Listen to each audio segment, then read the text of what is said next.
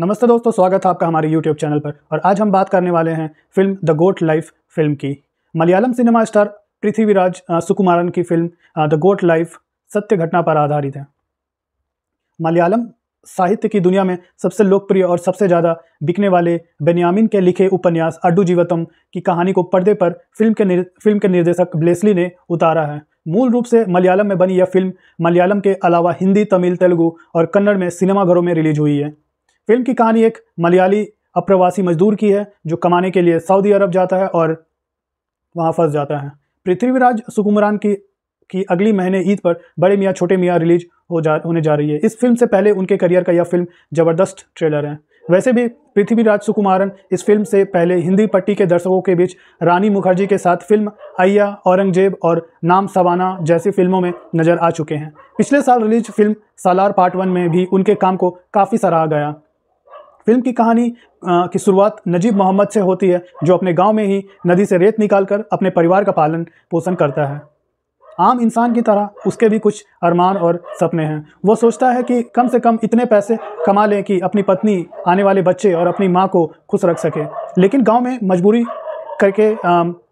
मजदूरी करके यह संभव नहीं कि वह अपने परिवार को खुश रख सके। तभी उसके दोस्त सऊदी अरब जाने की सलाह लेते हैं। नजीब सोचता है कि वह तो सिर्फ 5वीं तक ही पढ़ा है, वहाँ जाकर क्या करेगा। दोस्त समझाते हैं कि वहाँ भी जाकर मजदूरी ही तो करनी है। नजीब अपना घर गिरवी रखकर टिकट और वीज़ा के लिए पैसे का इंतजार करता है और सऊदी अरब पहुँच जाता है। लेकिन एयरपोर्ट पर ही गलत आदमी के हाथ लग जाता है और ऐसी जगह पहुँच जाता है जहाँ से वापस आने की कोई उम्मीद नहीं बचती।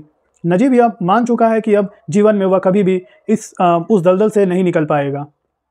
यह फिल्म खाड़ी देशों में काम करने वाले अप्रवासी मजदूरों की पीड़ा और उनकी व्यथा को ऐसे चित्रित करती है कि फिल्म देखने के बाद रोंगटे खड़े हो जाते हैं। किस तरह से अप्रवासी मजदूर के साथ जानवरों से भी बदतर सलूक किया जाता है, बस वह इस फिल्म को देखने के बाद समझ में आता है। इस फिल्म में नजीब मोहम्मद के साथ भी यही होता है। नजीब को रातों रात रेगिस्तान में भेड़ बकरियों और ऊँटों के बीच छोड़ दिया जाता है। वह गुलाम बनकर भेड़ बकरियों की तरह ज़िंदगी जीने पर मजबूर हो जाता है, क्योंकि वहाँ से वापस आने का कोई रास्ता नहीं।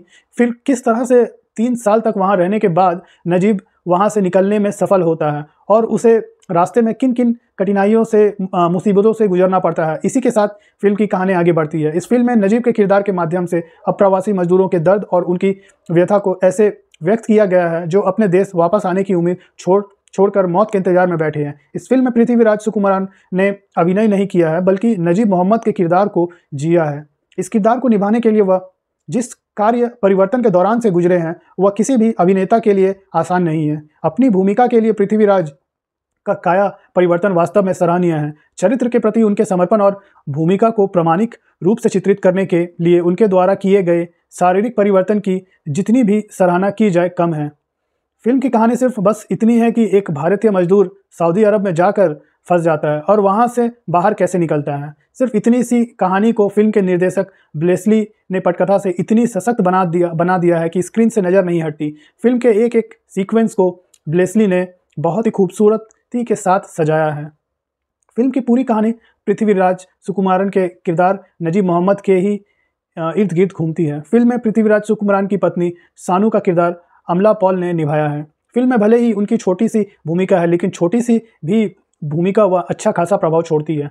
जिमी जीन लुई ने पृथ्वीराज सुकुमारन के दोस्त इब्राहिम खादिरी की भूमिका निभाई है, जो उनकी भागने में मदद करता है। जिमी जीन लुई के अलावा काफिल की भूमिका में तालिब अल बसलू जैसर की भूमिका में रिक एबी का अभिनय उम्दा रहा है। इस फिल्म के एक और सबसे बड़ी खासियत इसकी सिनेमाटोग्राफी है। सुनील के एस के सिनेमाटोग्राफी बहुत ही कमाल की है। चाहे वह नदी में पृथ्वीराज सुकुमारन और अमला पॉल के बीच रोमांटिक दृश्य हो या फिर दूर दूर तक फैले रेगिस्तान के दृश्य हो, फिल्म के हर एक सीन को बहुत ही खूबसूरती के साथ पेश किया है। एस श्रीकार प्रसाद का संपादन बीच में थोड़ा सा सुस्त है, लेकिन पृथ्वीराज सुकुमारन ने अपने अभिनय से ऐसा प्रभावी बना दिया है कि उस तरफ ध्यान नहीं जाता। एक और रहमान का संगीत कर्णप्रिय है। अगर आपको यह वीडियो पसंद आया है तो हमारे चैनल को सब्सक्राइब करना ना भूलें। जय हिंद, जय भारत। नमस्ते दोस्तों, स्वागत है आपका हमारे YouTube चैनल पर। और आज हम बात करने वाले हैं film the goat life film की। मलयालम सिनेमा स्टार पृथ्वीराज सुकुमारन की फिल्म द गोट लाइफ सत्य घटना पर आधारित है। मलयालम साहित्य की दुनिया में सबसे लोकप्रिय और सबसे ज़्यादा बिकने वाले बेन्यामिन के लिखे उपन्यास अड्डू जीवतम की कहानी को पर्दे पर फिल्म के निर्देशक ब्लेसली ने उतारा है। मूल रूप से मलयालम में बनी यह फिल्म मलयालम के अलावा हिंदी, तमिल, तेलुगु और कन्नड़ में सिनेमाघरों में रिलीज हुई है। फिल्म की कहानी एक मलयाली अप्रवासी मजदूर की है जो कमाने के लिए सऊदी अरब जाता है और वहाँ फंस जाता है। पृथ्वीराज सुकुमारन की अगली महीने ईद पर बड़े मियाँ छोटे मियाँ रिलीज होने जा रही है। इस फिल्म से पहले उनके करियर का यह फिल्म ज़बरदस्त ट्रेलर है। वैसे भी पृथ्वीराज सुकुमारन इस फिल्म से पहले हिंदी पट्टी के दर्शकों के बीच रानी मुखर्जी के साथ फिल्म अय्या, औरंगजेब और नाम सवाना जैसी फिल्मों में नजर आ चुके हैं। पिछले साल रिलीज फिल्म सालार पार्ट 1 में भी उनके काम को काफ़ी सराहा गया। फिल्म की कहानी की शुरुआत नजीब मोहम्मद से होती है जो अपने गांव में ही नदी से रेत निकालकर अपने परिवार का पालन पोषण करता है। आम इंसान की तरह उसके भी कुछ अरमान और सपने हैं। वो सोचता है कि कम से कम इतने पैसे कमा लें कि अपनी पत्नी, आने वाले बच्चे और अपनी माँ को खुश रख सके। लेकिन गांव में मजदूरी करके यह संभव नहीं कि वह अपने परिवार को खुश रख सके। तभी उसके दोस्त सऊदी अरब जाने की सलाह लेते हैं। नजीब सोचता है कि वह तो सिर्फ 5वीं तक ही पढ़ा है, वहाँ जाकर क्या करेगा। दोस्त समझाते हैं कि वहाँ भी जाकर मजदूरी ही तो करनी है। नजीब अपना घर गिरवी रखकर टिकट और वीज़ा के लिए पैसे का इंतजार करता है और सऊदी अरब पहुँच जाता है। लेकिन एयरपोर्ट पर ही गलत आदमी के हाथ लग जाता है और ऐसी जगह पहुँच जाता है जहाँ से वापस आने की कोई उम्मीद नहीं बचती। नजीब यह मान चुका है कि अब जीवन में वह कभी भी उस दलदल से नहीं निकल पाएगा। यह फिल्म खाड़ी देशों में काम करने वाले अप्रवासी मजदूरों की पीड़ा और उनकी व्यथा को ऐसे चित्रित करती है कि फिल्म देखने के बाद रोंगटे खड़े हो जाते हैं।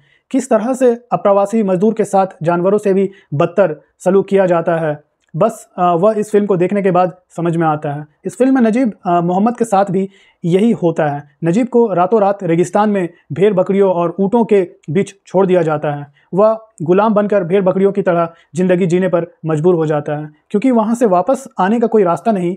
फिर किस तरह से 3 साल तक वहाँ रहने के बाद नजीब वहाँ से निकलने में सफल होता है और उसे रास्ते में किन किन कठिनाइयों से, मुसीबतों से गुजरना पड़ता है। इसी के साथ फिल्म की कहानी आगे बढ़ती है। इस फिल्म में नजीब के किरदार के माध्यम से अप्रवासी मजदूरों के दर्द और उनकी व्यथा को ऐसे व्यक्त किया गया है जो अपने देश वापस आने की उम्मीद छोड़कर मौत के इंतजार में बैठे हैं। इस फिल्म में पृथ्वीराज सुकुमारन ने अभिनय नहीं किया है बल्कि नजीब मोहम्मद के किरदार को जिया है। इस किरदार को निभाने के लिए वह जिस कार्य परिवर्तन के दौरान से गुजरे हैं वह किसी भी अभिनेता के लिए आसान नहीं है। अपनी भूमिका के लिए पृथ्वीराज का काया परिवर्तन वास्तव में सराहनीय है। चरित्र के प्रति उनके समर्पण और भूमिका को प्रामाणिक रूप से चित्रित करने के लिए उनके द्वारा किए गए शारीरिक परिवर्तन की जितनी भी सराहना की जाए कम है। फिल्म की कहानी सिर्फ बस इतनी है कि एक भारतीय मजदूर सऊदी अरब में जाकर फंस जाता है और वहां से बाहर कैसे निकलता है। सिर्फ इतनी सी कहानी को फिल्म के निर्देशक ब्लेसली ने पटकथा से इतनी सशक्त बना दिया है कि स्क्रीन से नज़र नहीं हटती। फिल्म के एक एक सीक्वेंस को ब्लेसली ने बहुत ही खूबसूरती के साथ सजाया है। फिल्म की पूरी कहानी पृथ्वीराज सुकुमारन के किरदार नजीब मोहम्मद के ही इर्द गिर्द घूमती है। फिल्म में पृथ्वीराज सुकुमारन की पत्नी सानू का किरदार अमला पॉल ने निभाया है। फिल्म में भले ही उनकी छोटी सी भूमिका है लेकिन छोटी सी भी भूमिका वह अच्छा खासा प्रभाव छोड़ती है। जिमी जीन लुई ने पृथ्वीराज सुकुमारन के दोस्त इब्राहिम खादिरी की भूमिका निभाई है जो उनकी भागने में मदद करता है। जिमी जीन लुई के अलावा काफिल की भूमिका में तालिब अल बसलू जैसर की भूमिका में रिक एबी का अभिनय उम्दा रहा है। इस फिल्म के एक और सबसे बड़ी खासियत इसकी सिनेमाटोग्राफी है। सुनील के एस के सिनेमाटोग्राफी बहुत ही कमाल की है। चाहे वह नदी में पृथ्वीराज सुकुमारन और अमला पॉल के बीच रोमांटिक दृश्य हो या फिर दूर दूर तक फैले रेगिस्तान के दृश्य हो, फिल्म के हर एक सीन को बहुत ही खूबसूरती के साथ पेश किया है। एस श्रीकार प्रसाद का संपादन बीच में थोड़ा सा सुस्त है लेकिन पृथ्वीराज सुकुमारन ने अपने अभिनय से ऐसा प्रभावी बना दिया है कि उस तरफ ध्यान नहीं जाता। एक और रहमान का संगीत कर्णप्रिय है। अगर आपको यह वीडियो पसंद आया है तो हमारे चैनल को सब्सक्राइब करना ना भूलें। जय हिंद, जय भारत। नमस्ते दोस्तों, स्वागत है आपका हमारे यूट्यूब चैनल पर। और आज हम बात करने वाले हैं film the goat life film की। मलयालम सिनेमा स्टार पृथ्वीराज सुकुमारन की फिल्म द गोट लाइफ सत्य घटना पर आधारित है। मलयालम साहित्य की दुनिया में सबसे लोकप्रिय और सबसे ज़्यादा बिकने वाले बेन्यामिन के लिखे उपन्यास अड्डू जीवतम की कहानी को पर्दे पर फिल्म के निर्देशक ब्लेसली ने उतारा है। मूल रूप से मलयालम में बनी यह फिल्म मलयालम के अलावा हिंदी, तमिल, तेलुगु और कन्नड़ में सिनेमाघरों में रिलीज हुई है। फिल्म की कहानी एक मलयाली अप्रवासी मजदूर की है जो कमाने के लिए सऊदी अरब जाता है और वहाँ फंस जाता है। पृथ्वीराज सुकुमारन की अगली महीने ईद पर बड़े मियाँ छोटे मियाँ रिलीज होने जा रही है। इस फिल्म से पहले उनके करियर का यह फिल्म ज़बरदस्त ट्रेलर है। वैसे भी पृथ्वीराज सुकुमारन इस फिल्म से पहले हिंदी पट्टी के दर्शकों के बीच रानी मुखर्जी के साथ फिल्म अय्या, औरंगजेब और नाम सवाना जैसी फिल्मों में नजर आ चुके हैं। पिछले साल रिलीज फिल्म सालार पार्ट 1 में भी उनके काम को काफ़ी सराहा गया। फिल्म की कहानी की शुरुआत नजीब मोहम्मद से होती है, जो अपने गांव में ही नदी से रेत निकालकर अपने परिवार का पालन पोषण करता है। आम इंसान की तरह उसके भी कुछ अरमान और सपने हैं। वो सोचता है कि कम से कम इतने पैसे कमा लें कि अपनी पत्नी, आने वाले बच्चे और अपनी माँ को खुश रख सके। लेकिन गांव में मजदूरी करके यह संभव नहीं कि वह अपने परिवार को खुश रख सके। तभी उसके दोस्त सऊदी अरब जाने की सलाह लेते हैं। नजीब सोचता है कि वह तो सिर्फ 5वीं तक ही पढ़ा है, वहाँ जाकर क्या करेगा। दोस्त समझाते हैं कि वहाँ भी जाकर मजदूरी ही तो करनी है। नजीब अपना घर गिरवी रखकर टिकट और वीज़ा के लिए पैसे का इंतजार करता है और सऊदी अरब पहुँच जाता है। लेकिन एयरपोर्ट पर ही गलत आदमी के हाथ लग जाता है और ऐसी जगह पहुँच जाता है जहाँ से वापस आने की कोई उम्मीद नहीं बचती। नजीब यह मान चुका है कि अब जीवन में वह कभी भी उस दलदल से नहीं निकल पाएगा। यह फिल्म खाड़ी देशों में काम करने वाले अप्रवासी मजदूरों की पीड़ा और उनकी व्यथा को ऐसे चित्रित करती है कि फिल्म देखने के बाद रोंगटे खड़े हो जाते हैं। किस तरह से अप्रवासी मजदूर के साथ जानवरों से भी बदतर सलूक किया जाता है, बस वह इस फिल्म को देखने के बाद समझ में आता है। इस फिल्म में नजीब मोहम्मद के साथ भी यही होता है। नजीब को रातों रात रेगिस्तान में भेड़ बकरियों और ऊँटों के बीच छोड़ दिया जाता है। वह गुलाम बनकर भेड़ बकरियों की तरह ज़िंदगी जीने पर मजबूर हो जाता है, क्योंकि वहाँ से वापस आने का कोई रास्ता नहीं।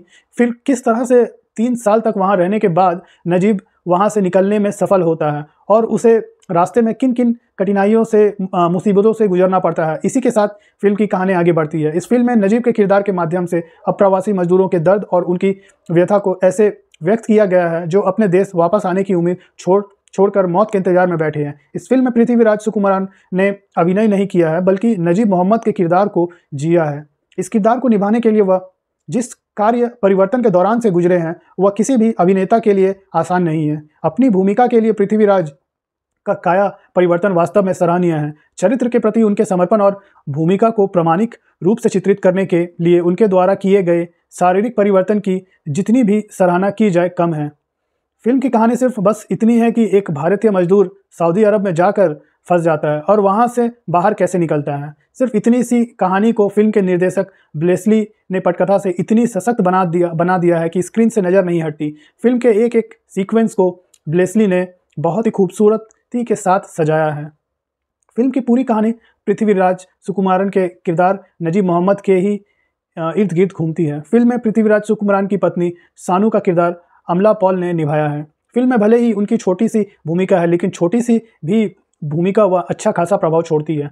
जिमी जीन लुई ने पृथ्वीराज सुकुमारन के दोस्त इब्राहिम खादिरी की भूमिका निभाई है, जो उनकी भागने में मदद करता है। जिमी जीन लुई के अलावा काफिल की भूमिका में तालिब अल बसलू जैसर की भूमिका में रिक एबी का अभिनय उम्दा रहा है। इस फिल्म के एक और सबसे बड़ी खासियत इसकी सिनेमाटोग्राफी है। सुनील के एस के सिनेमाटोग्राफी बहुत ही कमाल की है। चाहे वह नदी में पृथ्वीराज सुकुमारन और अमला पॉल के बीच रोमांटिक दृश्य हो या फिर दूर दूर तक फैले रेगिस्तान के दृश्य हो, फिल्म के हर एक सीन को बहुत ही खूबसूरती के साथ पेश किया है। एस श्रीकार प्रसाद का संपादन बीच में थोड़ा सा सुस्त है, लेकिन पृथ्वीराज सुकुमारन ने अपने अभिनय से ऐसा प्रभावी बना दिया है कि उस तरफ ध्यान नहीं जाता। एक और रहमान का संगीत कर्णप्रिय है।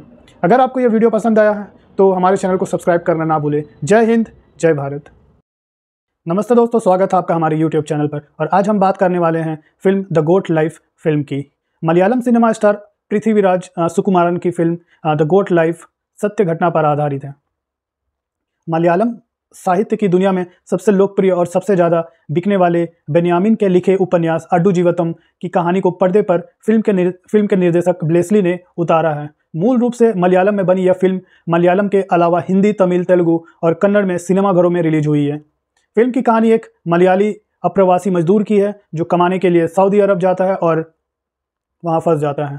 पृथ्वीराज सुकुमारन की अगली महीने ईद पर बड़े मियाँ छोटे मियाँ रिलीज होने जा रही है। इस फिल्म से पहले उनके करियर का यह फिल्म ज़बरदस्त ट्रेलर है। वैसे भी पृथ्वीराज सुकुमारन इस फिल्म से पहले हिंदी पट्टी के दर्शकों के बीच रानी मुखर्जी के साथ फिल्म अय्या, औरंगजेब और नाम सवाना जैसी फिल्मों में नजर आ चुके हैं। पिछले साल रिलीज फिल्म सालार पार्ट 1 में भी उनके काम को काफ़ी सराहा गया। फिल्म की कहानी की शुरुआत नजीब मोहम्मद से होती है, जो अपने गांव में ही नदी से रेत निकालकर अपने परिवार का पालन पोषण करता है। आम इंसान की तरह उसके भी कुछ अरमान और सपने हैं। वो सोचता है कि कम से कम इतने पैसे कमा लें कि अपनी पत्नी, आने वाले बच्चे और अपनी माँ को खुश रख सके। लेकिन गांव में मजदूरी करके यह संभव नहीं कि वह अपने परिवार को खुश रख सके। तभी उसके दोस्त सऊदी अरब जाने की सलाह लेते हैं। नजीब सोचता है कि वह तो सिर्फ 5वीं तक ही पढ़ा है, वहाँ जाकर क्या करेगा। दोस्त समझाते हैं कि वहाँ भी जाकर मजदूरी ही तो करनी है। नजीब अपना घर गिरवी रखकर टिकट और वीज़ा के लिए पैसे का इंतजार करता है और सऊदी अरब पहुँच जाता है। लेकिन एयरपोर्ट पर ही गलत आदमी के हाथ लग जाता है और ऐसी जगह पहुँच जाता है जहाँ से वापस आने की कोई उम्मीद नहीं बचती। नजीब यह मान चुका है कि अब जीवन में वह कभी भी उस दलदल से नहीं निकल पाएगा। यह फिल्म खाड़ी देशों में काम करने वाले अप्रवासी मजदूरों की पीड़ा और उनकी व्यथा को ऐसे चित्रित करती है कि फिल्म देखने के बाद रोंगटे खड़े हो जाते हैं। किस तरह से अप्रवासी मजदूर के साथ जानवरों से भी बदतर सलूक किया जाता है, बस वह इस फिल्म को देखने के बाद समझ में आता है। इस फिल्म में नजीब मोहम्मद के साथ भी यही होता है। नजीब को रातों रात रेगिस्तान में भेड़ बकरियों और ऊँटों के बीच छोड़ दिया जाता है। वह गुलाम बनकर भेड़ बकरियों की तरह ज़िंदगी जीने पर मजबूर हो जाता है, क्योंकि वहाँ से वापस आने का कोई रास्ता नहीं। फिर किस तरह से 3 साल तक वहाँ रहने के बाद नजीब वहाँ से निकलने में सफल होता है और उसे रास्ते में किन किन कठिनाइयों से, मुसीबतों से गुजरना पड़ता है। इसी के साथ फिल्म की कहानी आगे बढ़ती है। इस फिल्म में नजीब के किरदार के माध्यम से अप्रवासी मजदूरों के दर्द और उनकी व्यथा को ऐसे व्यक्त किया गया है जो अपने देश वापस आने की उम्मीद छोड़कर मौत के इंतजार में बैठे हैं। इस फिल्म में पृथ्वीराज सुकुमारन ने अभिनय नहीं किया है, बल्कि नजीब मोहम्मद के किरदार को जिया है। इस किरदार को निभाने के लिए वह जिस कार्य परिवर्तन के दौरान से गुजरे हैं, वह किसी भी अभिनेता के लिए आसान नहीं है। अपनी भूमिका के लिए पृथ्वीराज का काया परिवर्तन वास्तव में सराहनीय है। चरित्र के प्रति उनके समर्पण और भूमिका को प्रामाणिक रूप से चित्रित करने के लिए उनके द्वारा किए गए शारीरिक परिवर्तन की जितनी भी सराहना की जाए कम है। फिल्म की कहानी सिर्फ बस इतनी है कि एक भारतीय मजदूर सऊदी अरब में जाकर फंस जाता है और वहां से बाहर कैसे निकलता है। सिर्फ इतनी सी कहानी को फिल्म के निर्देशक ब्लेसली ने पटकथा से इतनी सशक्त बना दिया है कि स्क्रीन से नज़र नहीं हटती। फिल्म के एक एक सीक्वेंस को ब्लेसली ने बहुत ही खूबसूरती के साथ सजाया है। फिल्म की पूरी कहानी पृथ्वीराज सुकुमारन के किरदार नजीब मोहम्मद के ही इर्द गिर्द घूमती है। फिल्म में पृथ्वीराज सुकुमारन की पत्नी सानू का किरदार अमला पॉल ने निभाया है। फिल्म में भले ही उनकी छोटी सी भूमिका है, लेकिन छोटी सी भी भूमिका वह अच्छा खासा प्रभाव छोड़ती है।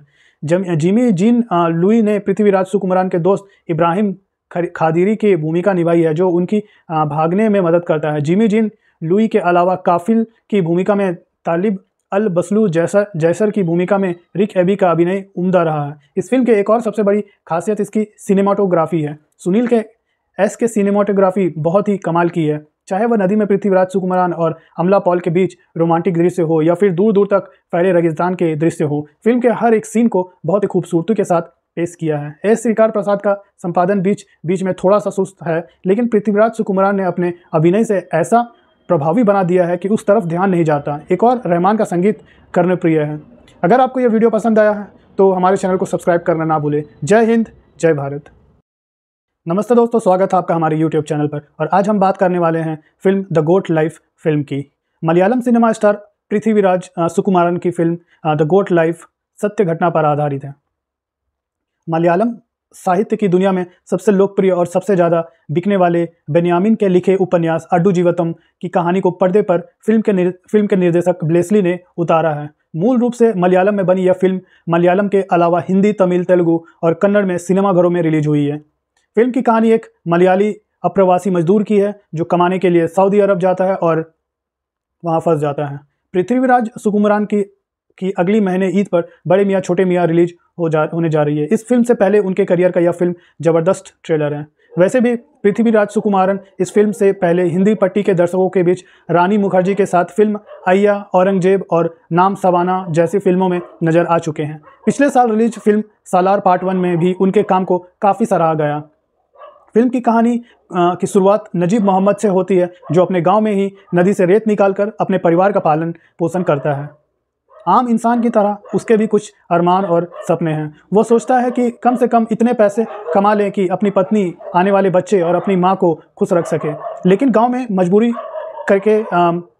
मजदूरी करके यह संभव नहीं कि वह अपने परिवार को खुश रख सके। तभी उसके दोस्त सऊदी अरब जाने की सलाह लेते हैं। नजीब सोचता है कि वह तो सिर्फ 5वीं तक ही पढ़ा है, वहाँ जाकर क्या करेगा। दोस्त समझाते हैं कि वहाँ भी जाकर मजदूरी ही तो करनी है। नजीब अपना घर गिरवी रखकर टिकट और वीज़ा के लिए पैसे का इंतजार करता है और सऊदी अरब पहुँच जाता है। लेकिन एयरपोर्ट पर ही गलत आदमी के हाथ लग जाता है और ऐसी जगह पहुँच जाता है जहाँ से वापस आने की कोई उम्मीद नहीं बचती।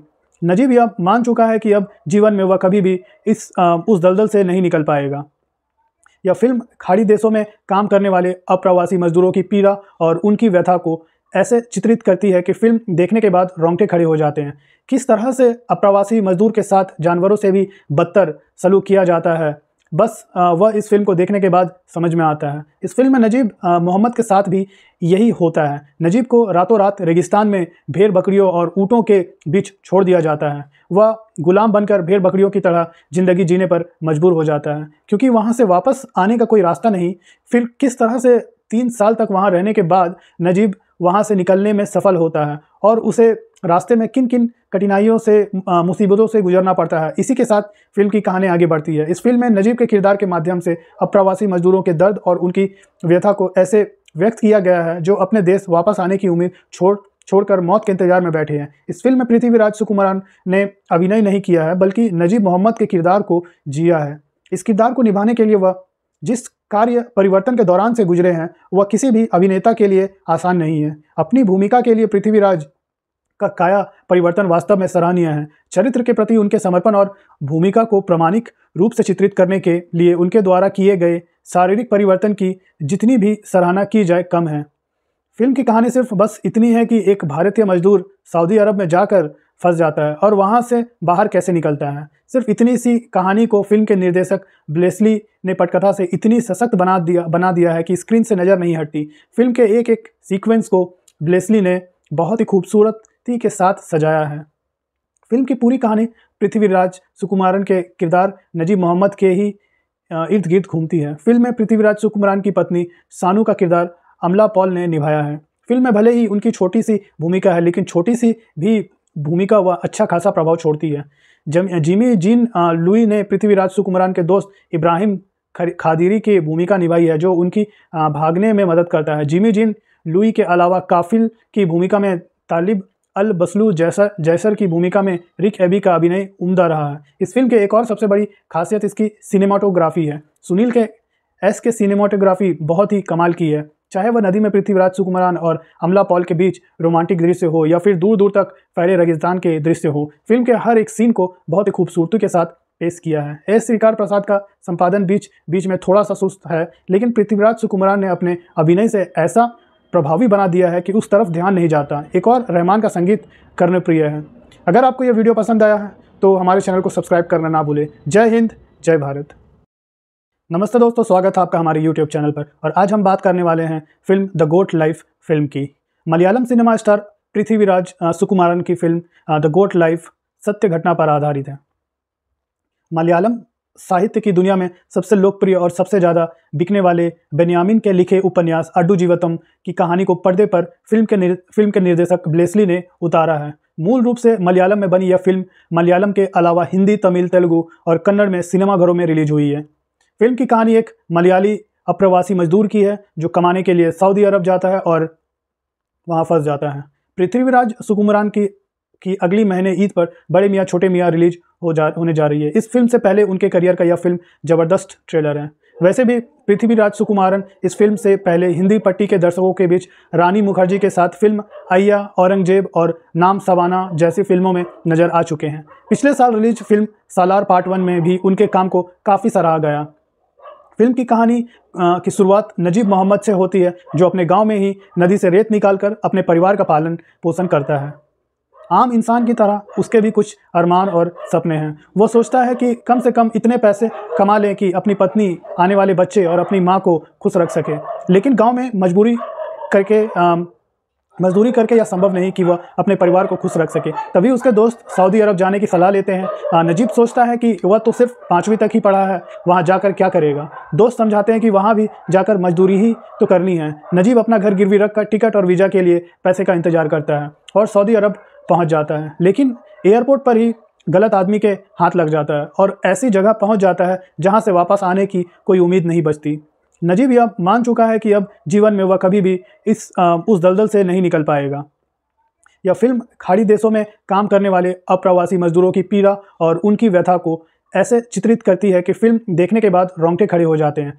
किस तरह से अप्रवासी मजदूर के साथ जानवरों से भी बदतर सलूक किया जाता है, बस वह इस फिल्म को देखने के बाद समझ में आता है। इस फिल्म में नजीब मोहम्मद के साथ भी यही होता है। नजीब को रातों रात रेगिस्तान में भेड़ बकरियों और ऊँटों के बीच छोड़ दिया जाता है। वह गुलाम बनकर भेड़ बकरियों की तरह ज़िंदगी जीने पर मजबूर हो जाता है, क्योंकि वहाँ से वापस आने का कोई रास्ता नहीं।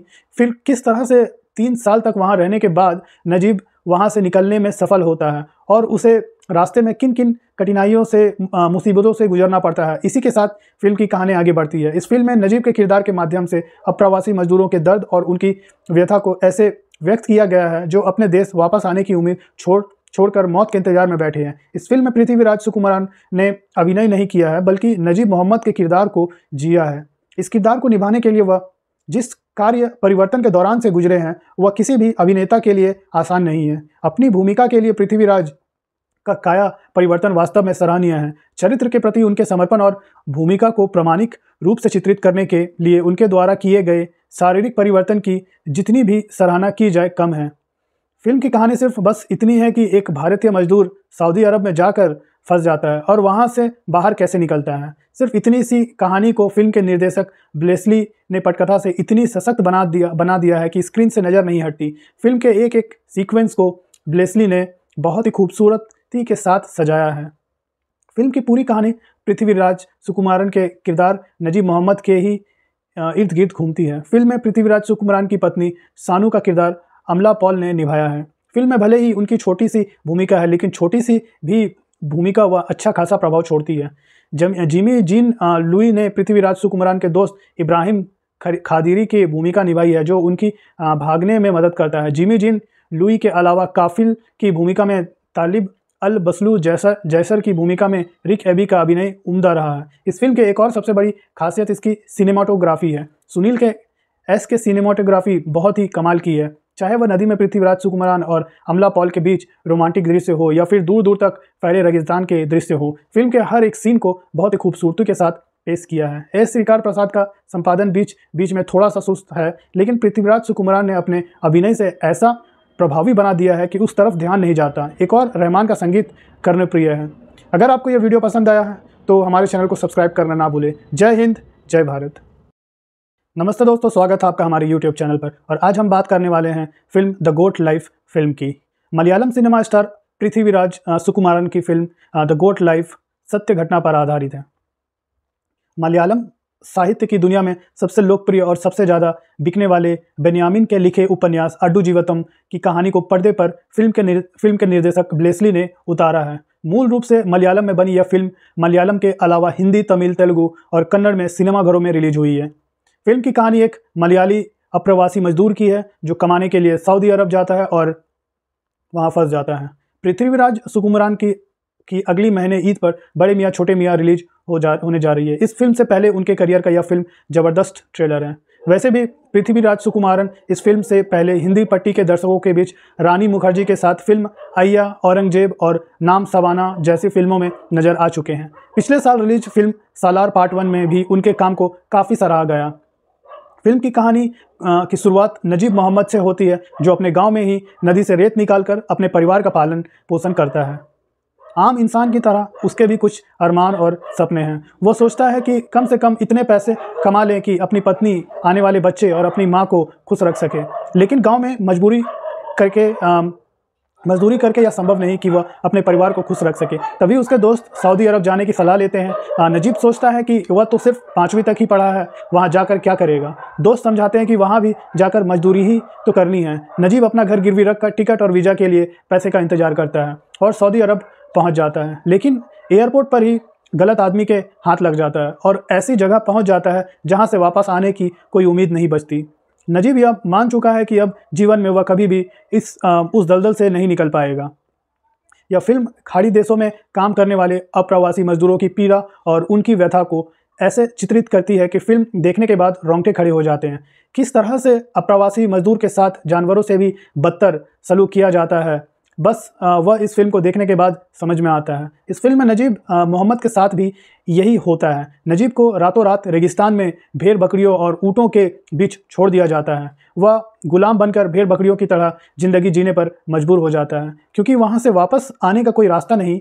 फिर किस तरह से 3 साल तक वहाँ रहने के बाद नजीब वहाँ से निकलने में सफल होता है और उसे रास्ते में किन किन कठिनाइयों से मुसीबतों से गुजरना पड़ता है, इसी के साथ फिल्म की कहानी आगे बढ़ती है। इस फिल्म में नजीब के किरदार के माध्यम से अप्रवासी मजदूरों के दर्द और उनकी व्यथा को ऐसे व्यक्त किया गया है जो अपने देश वापस आने की उम्मीद छोड़कर मौत के इंतजार में बैठे हैं। इस फिल्म में पृथ्वीराज सुकुमारन ने अभिनय नहीं किया है, बल्कि नजीब मोहम्मद के किरदार को जिया है।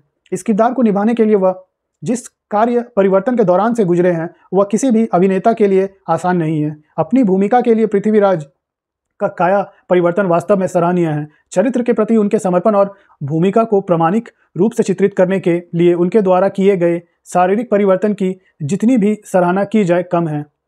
फिल्म की कहानी सिर्फ बस इतनी है कि एक भारतीय मजदूर सऊदी अरब में जाकर फंस जाता है और वहाँ से बाहर कैसे निकलता है। सिर्फ इतनी सी कहानी को फिल्म के निर्देशक ब्लेसली ने पटकथा से इतनी सशक्त बना दिया है कि स्क्रीन से नज़र नहीं हटती। फिल्म के एक एक सीक्वेंस को ब्लेसली ने बहुत ही खूबसूरती के साथ सजाया है। फिल्म की पूरी कहानी पृथ्वीराज सुकुमारन के किरदार नजीब मोहम्मद के ही इर्द गिर्द घूमती है। फिल्म में पृथ्वीराज सुकुमारन की पत्नी सानू का किरदार अमला पॉल ने निभाया है। फिल्म में भले ही उनकी छोटी सी भूमिका है, लेकिन छोटी सी भी भूमिका वह अच्छा खासा प्रभाव छोड़ती है।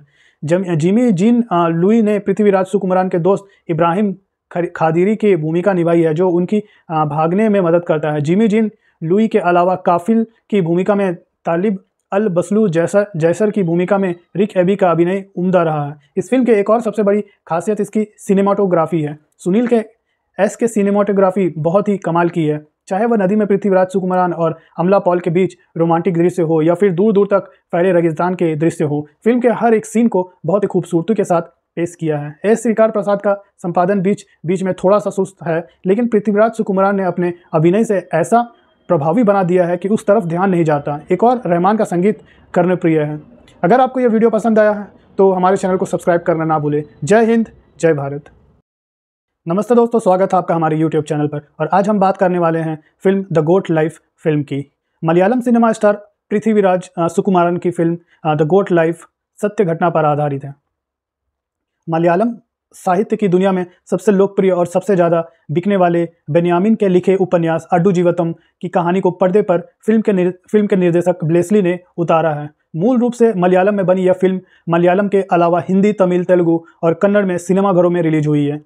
फिल्म की कहानी एक मलयाली अप्रवासी मजदूर की है जो कमाने के लिए सऊदी अरब जाता है और वहां फंस जाता है। पृथ्वीराज सुकुमारन की अगली महीने ईद पर बड़े मियाँ छोटे मियाँ रिलीज होने जा रही है। इस फिल्म से पहले उनके करियर का यह फिल्म ज़बरदस्त ट्रेलर है। वैसे भी पृथ्वीराज सुकुमारन इस फिल्म से पहले हिंदी पट्टी के दर्शकों के बीच रानी मुखर्जी के साथ फिल्म अय्या, औरंगजेब और नाम सवाना जैसी फिल्मों में नजर आ चुके हैं। पिछले साल रिलीज फिल्म सालार पार्ट 1 में भी उनके काम को काफ़ी सराहा गया। फिल्म की कहानी की शुरुआत नजीब मोहम्मद से होती है, जो अपने गांव में ही नदी से रेत निकालकर अपने परिवार का पालन पोषण करता है। आम इंसान की तरह उसके भी कुछ अरमान और सपने हैं। वो सोचता है कि कम से कम इतने पैसे कमा लें कि अपनी पत्नी, आने वाले बच्चे और अपनी माँ को खुश रख सके। लेकिन गांव में मजदूरी करके यह संभव नहीं कि वह अपने परिवार को खुश रख सके। तभी उसके दोस्त सऊदी अरब जाने की सलाह लेते हैं। नजीब सोचता है कि वह तो सिर्फ 5वीं तक ही पढ़ा है, वहाँ जाकर क्या करेगा। दोस्त समझाते हैं कि वहाँ भी जाकर मजदूरी ही तो करनी है। नजीब अपना घर गिरवी रखकर टिकट और वीज़ा के लिए पैसे का इंतजार करता है और सऊदी अरब पहुँच जाता है। लेकिन एयरपोर्ट पर ही गलत आदमी के हाथ लग जाता है और ऐसी जगह पहुँच जाता है जहाँ से वापस आने की कोई उम्मीद नहीं बचती। नजीब यह मान चुका है कि अब जीवन में वह कभी भी उस दलदल से नहीं निकल पाएगा। यह फिल्म खाड़ी देशों में काम करने वाले अप्रवासी मजदूरों की पीड़ा और उनकी व्यथा को ऐसे चित्रित करती है कि फिल्म देखने के बाद रोंगटे खड़े हो जाते हैं। किस तरह से अप्रवासी मजदूर के साथ जानवरों से भी बदतर सलूक किया जाता है, बस वह इस फिल्म को देखने के बाद समझ में आता है। इस फिल्म में नजीब मोहम्मद के साथ भी यही होता है। नजीब को रातों रात रेगिस्तान में भेड़ बकरियों और ऊँटों के बीच छोड़ दिया जाता है। वह गुलाम बनकर भेड़ बकरियों की तरह ज़िंदगी जीने पर मजबूर हो जाता है, क्योंकि वहाँ से वापस आने का कोई रास्ता नहीं। फिर किस तरह से 3 साल तक वहाँ रहने के बाद नजीब वहाँ से निकलने में सफल होता है और उसे रास्ते में किन किन कठिनाइयों से मुसीबतों से गुजरना पड़ता है, इसी के साथ फिल्म की कहानी आगे बढ़ती है। इस फिल्म में नजीब के किरदार के माध्यम से अप्रवासी मजदूरों के दर्द और उनकी व्यथा को ऐसे व्यक्त किया गया है जो अपने देश वापस आने की उम्मीद छोड़कर मौत के इंतजार में बैठे हैं। इस फिल्म में पृथ्वीराज सुकुमारन ने अभिनय नहीं किया है, बल्कि नजीब मोहम्मद के किरदार को जिया है। इस किरदार को निभाने के लिए वह जिस कार्य परिवर्तन के दौरान से गुजरे हैं वह किसी भी अभिनेता के लिए आसान नहीं है। अपनी भूमिका के लिए पृथ्वीराज का काया परिवर्तन वास्तव में सराहनीय है। चरित्र के प्रति उनके समर्पण और भूमिका को प्रामाणिक रूप से चित्रित करने के लिए उनके द्वारा किए गए शारीरिक परिवर्तन की जितनी भी सराहना की जाए कम है। फिल्म की कहानी सिर्फ बस इतनी है कि एक भारतीय मजदूर सऊदी अरब में जाकर फंस जाता है और वहां से बाहर कैसे निकलता है। सिर्फ इतनी सी कहानी को फिल्म के निर्देशक ब्लेसली ने पटकथा से इतनी सशक्त बना दिया है कि स्क्रीन से नज़र नहीं हटती। फिल्म के एक एक सीक्वेंस को ब्लेसली ने बहुत ही खूबसूरती के साथ सजाया है। फिल्म की पूरी कहानी पृथ्वीराज सुकुमारन के किरदार नजीब मोहम्मद के ही इर्द गिर्द घूमती है। फिल्म में पृथ्वीराज सुकुमारन की पत्नी सानू का किरदार अमला पॉल ने निभाया है। फिल्म में भले ही उनकी छोटी सी भूमिका है, लेकिन छोटी सी भी भूमिका वह अच्छा खासा प्रभाव छोड़ती है। जिमी जीन लुई ने पृथ्वीराज सुकुमारन के दोस्त इब्राहिम खादिरी की भूमिका निभाई है, जो उनकी भागने में मदद करता है। जिमी जीन लुई के अलावा काफिल की भूमिका में तालिब अल बसलू जैसर की भूमिका में रिक एबी का अभिनय उम्दा रहा है। इस फिल्म के एक और सबसे बड़ी खासियत इसकी सिनेमाटोग्राफी है। सुनील के एस के सिनेमाटोग्राफी बहुत ही कमाल की है। चाहे वह नदी में पृथ्वीराज सुकुमारन और अमला पॉल के बीच रोमांटिक दृश्य हो या फिर दूर दूर तक फैले रेगिस्तान के दृश्य हो, फिल्म के हर एक सीन को बहुत ही खूबसूरती के साथ पेश किया है। एस श्रीकार प्रसाद का संपादन बीच में थोड़ा सा सुस्त है, लेकिन पृथ्वीराज सुकुमारन ने अपने अभिनय से ऐसा प्रभावी बना दिया है कि उस तरफ ध्यान नहीं जाता। एक और रहमान का संगीत कर्णप्रिय है। अगर आपको यह वीडियो पसंद आया है तो हमारे चैनल को सब्सक्राइब करना ना भूलें। जय हिंद, जय भारत। नमस्ते दोस्तों, स्वागत है आपका हमारे YouTube चैनल पर। और आज हम बात करने वाले हैं film the goat life film की। मलयालम सिनेमा स्टार पृथ्वीराज सुकुमारन की फिल्म द गोट लाइफ सत्य घटना पर आधारित है। मलयालम साहित्य की दुनिया में सबसे लोकप्रिय और सबसे ज़्यादा बिकने वाले बेन्यामिन के लिखे उपन्यास अड्डू जीवतम की कहानी को पर्दे पर फिल्म के निर्देशक ब्लेसली ने उतारा है। मूल रूप से मलयालम में बनी यह फिल्म मलयालम के अलावा हिंदी, तमिल, तेलुगु और कन्नड़ में सिनेमाघरों में रिलीज हुई है। फिल्म की कहानी एक मलयाली अप्रवासी मजदूर की है जो कमाने के लिए सऊदी अरब जाता है और वहां फंस जाता है। पृथ्वीराज सुकुमारन की अगली महीने ईद पर बड़े मियाँ छोटे मियाँ रिलीज होने जा रही है। इस फिल्म से पहले उनके करियर का यह फिल्म ज़बरदस्त ट्रेलर है। वैसे भी पृथ्वीराज सुकुमारन इस फिल्म से पहले हिंदी पट्टी के दर्शकों के बीच रानी मुखर्जी के साथ फिल्म अय्या, औरंगजेब और नाम सवाना जैसी फिल्मों में नजर आ चुके हैं। पिछले साल रिलीज फिल्म सालार पार्ट 1 में भी उनके काम को काफ़ी सराहा गया। फिल्म की कहानी की शुरुआत नजीब मोहम्मद से होती है, जो अपने गांव में ही नदी से रेत निकालकर अपने परिवार का पालन पोषण करता है। आम इंसान की तरह उसके भी कुछ अरमान और सपने हैं। वो सोचता है कि कम से कम इतने पैसे कमा लें कि अपनी पत्नी, आने वाले बच्चे और अपनी माँ को खुश रख सके। लेकिन गांव में मजदूरी करके यह संभव नहीं कि वह अपने परिवार को खुश रख सके। तभी उसके दोस्त सऊदी अरब जाने की सलाह लेते हैं। नजीब सोचता है कि वह तो सिर्फ 5वीं तक ही पढ़ा है, वहाँ जाकर क्या करेगा। दोस्त समझाते हैं कि वहाँ भी जाकर मजदूरी ही तो करनी है। नजीब अपना घर गिरवी रखकर टिकट और वीज़ा के लिए पैसे का इंतजार करता है और सऊदी अरब पहुँच जाता है। लेकिन एयरपोर्ट पर ही गलत आदमी के हाथ लग जाता है और ऐसी जगह पहुँच जाता है जहाँ से वापस आने की कोई उम्मीद नहीं बचती। नजीब यह मान चुका है कि अब जीवन में वह कभी भी उस दलदल से नहीं निकल पाएगा। यह फिल्म खाड़ी देशों में काम करने वाले अप्रवासी मजदूरों की पीड़ा और उनकी व्यथा को ऐसे चित्रित करती है कि फिल्म देखने के बाद रोंगटे खड़े हो जाते हैं। किस तरह से अप्रवासी मजदूर के साथ जानवरों से भी बदतर सलूक किया जाता है, बस वह इस फिल्म को देखने के बाद समझ में आता है। इस फिल्म में नजीब मोहम्मद के साथ भी यही होता है। नजीब को रातों रात रेगिस्तान में भेड़ बकरियों और ऊँटों के बीच छोड़ दिया जाता है। वह गुलाम बनकर भेड़ बकरियों की तरह ज़िंदगी जीने पर मजबूर हो जाता है, क्योंकि वहाँ से वापस आने का कोई रास्ता नहीं। फिर किस तरह से 3 साल तक वहाँ रहने के बाद नजीब वहाँ से निकलने में सफल होता है और उसे रास्ते में किन किन कठिनाइयों से मुसीबतों से गुजरना पड़ता है। इसी के साथ फिल्म की कहानी आगे बढ़ती है। इस फिल्म में नजीब के किरदार के माध्यम से अप्रवासी मजदूरों के दर्द और उनकी व्यथा को ऐसे व्यक्त किया गया है जो अपने देश वापस आने की उम्मीद छोड़कर मौत के इंतजार में बैठे हैं। इस फिल्म में पृथ्वीराज सुकुमारन ने अभिनय नहीं किया है बल्कि नजीब मोहम्मद के किरदार को जिया है। इस किरदार को निभाने के लिए वह जिस कार्य परिवर्तन के दौरान से गुजरे हैं वह किसी भी अभिनेता के लिए आसान नहीं है। अपनी भूमिका के लिए पृथ्वीराज का काया परिवर्तन वास्तव में सराहनीय है। चरित्र के प्रति उनके समर्पण और भूमिका को प्रामाणिक रूप से चित्रित करने के लिए उनके द्वारा किए गए शारीरिक परिवर्तन की जितनी भी सराहना की जाए कम है। फिल्म की कहानी सिर्फ बस इतनी है कि एक भारतीय मजदूर सऊदी अरब में जाकर फंस जाता है और वहां से बाहर कैसे निकलता है। सिर्फ इतनी सी कहानी को फिल्म के निर्देशक ब्लेसली ने पटकथा से इतनी सशक्त बना दिया है कि स्क्रीन से नज़र नहीं हटती। फिल्म के एक एक सीक्वेंस को ब्लेसली ने बहुत ही खूबसूरती के साथ सजाया है। फिल्म की पूरी कहानी पृथ्वीराज सुकुमारन के किरदार नजीब मोहम्मद के ही इर्द गिर्द घूमती है। फिल्म में पृथ्वीराज सुकुमारन की पत्नी सानू का किरदार अमला पॉल ने निभाया है। फिल्म में भले ही उनकी छोटी सी भूमिका है लेकिन छोटी सी भी भूमिका वह अच्छा खासा प्रभाव छोड़ती है।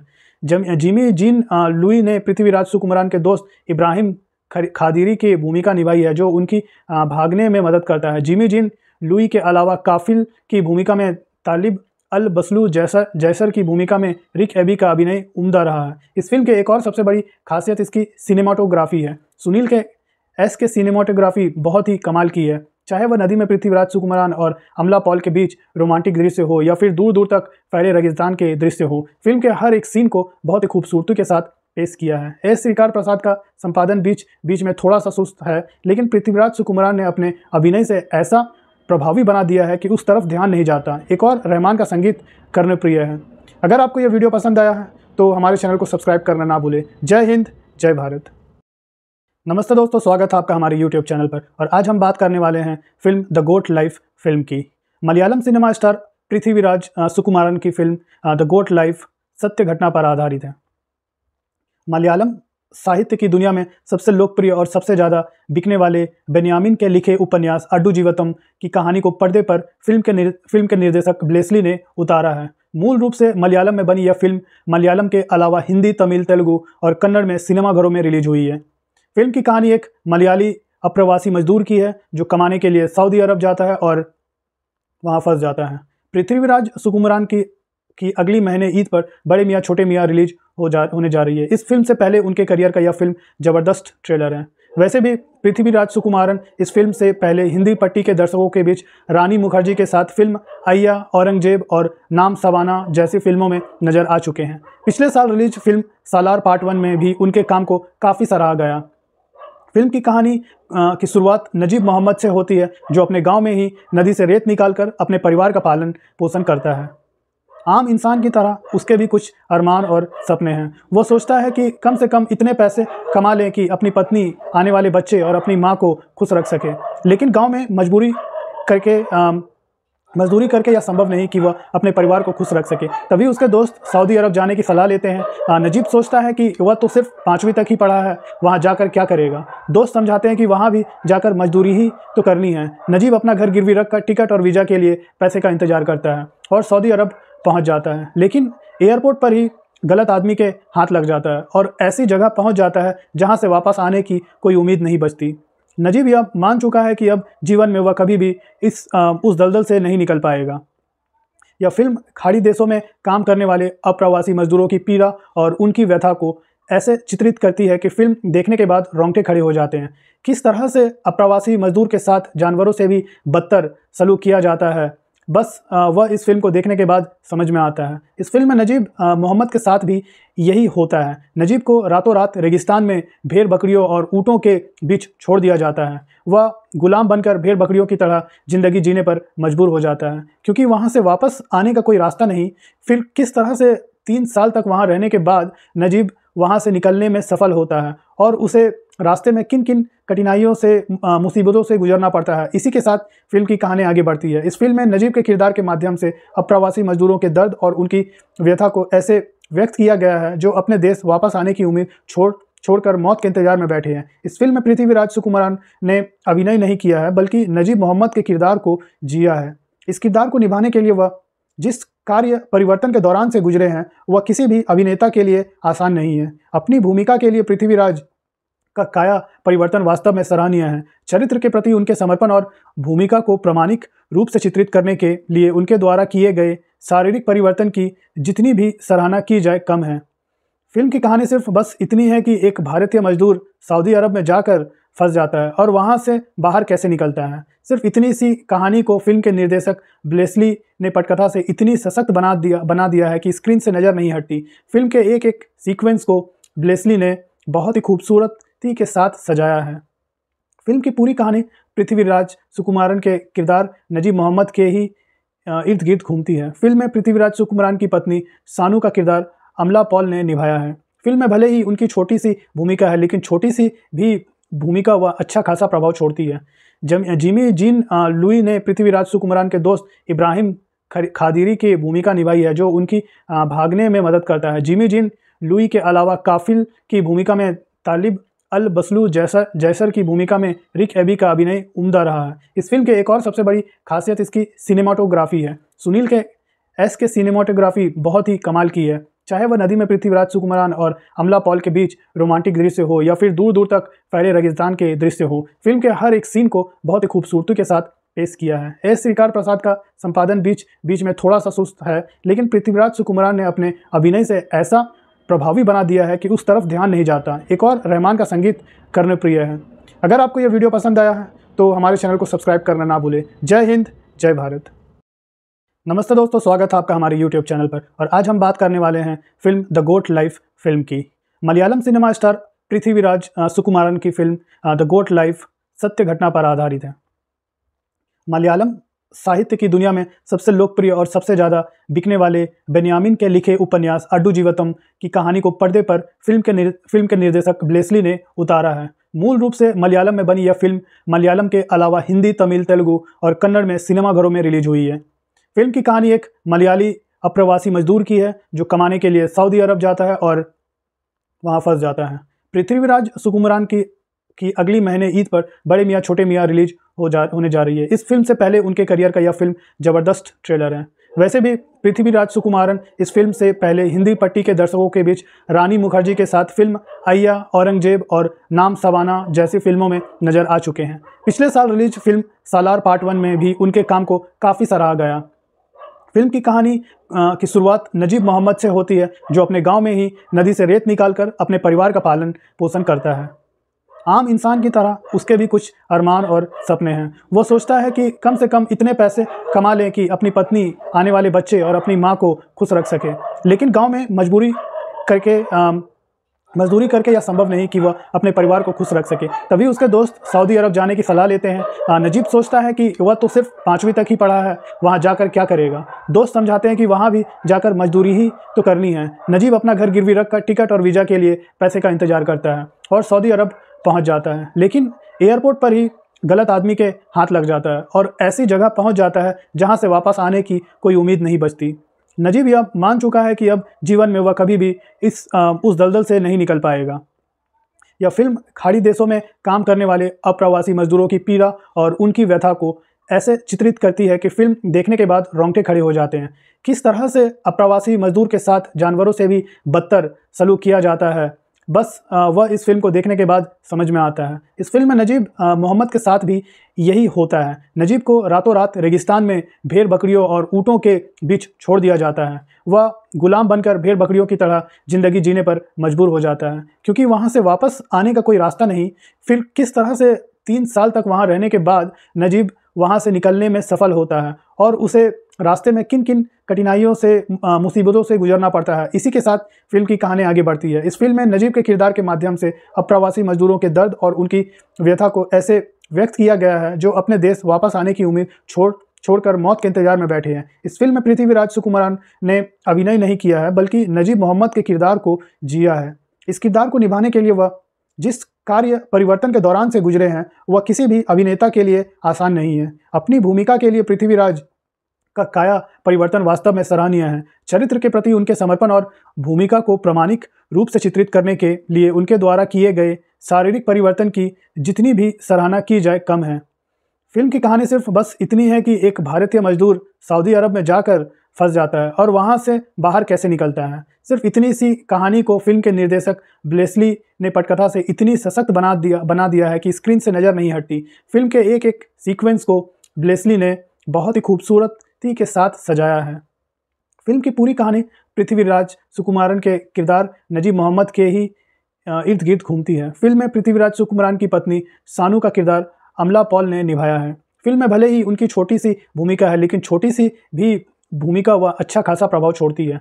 जिमी जीन लुई ने पृथ्वीराज सुकुमारन के दोस्त इब्राहिम खादिरी की भूमिका निभाई है, जो उनकी भागने में मदद करता है। जिमी जीन लुई के अलावा काफिल की भूमिका में तालिब अल बसलू जैसर की भूमिका में रिक एबी का अभिनय उम्दा रहा है। इस फिल्म के एक और सबसे बड़ी खासियत इसकी सिनेमाटोग्राफी है। सुनील के एस के सिनेमाटोग्राफी बहुत ही कमाल की है। चाहे वह नदी में पृथ्वीराज सुकुमारन और अमला पॉल के बीच रोमांटिक दृश्य हो या फिर दूर दूर तक फैले रेगिस्तान के दृश्य हो, फिल्म के हर एक सीन को बहुत ही खूबसूरती के साथ पेश किया है। एस श्रीकार प्रसाद का संपादन बीच में थोड़ा सा सुस्त है, लेकिन पृथ्वीराज सुकुमारन ने अपने अभिनय से ऐसा प्रभावी बना दिया है कि उस तरफ ध्यान नहीं जाता। एक और रहमान का संगीत कर्णप्रिय है। अगर आपको यह वीडियो पसंद आया है तो हमारे चैनल को सब्सक्राइब करना ना भूलें। जय हिंद, जय भारत। नमस्ते दोस्तों, स्वागत है आपका हमारे यूट्यूब चैनल पर। और आज हम बात करने वाले हैं film the goat life film की। मलयालम सिनेमा स्टार पृथ्वीराज सुकुमारन की फिल्म द गोट लाइफ सत्य घटना पर आधारित है। मलयालम साहित्य की दुनिया में सबसे लोकप्रिय और सबसे ज़्यादा बिकने वाले बेन्यामिन के लिखे उपन्यास अड्डू जीवतम की कहानी को पर्दे पर फिल्म के निर्देशक ब्लेसली ने उतारा है। मूल रूप से मलयालम में बनी यह फिल्म मलयालम के अलावा हिंदी, तमिल, तेलुगु और कन्नड़ में सिनेमाघरों में रिलीज हुई है।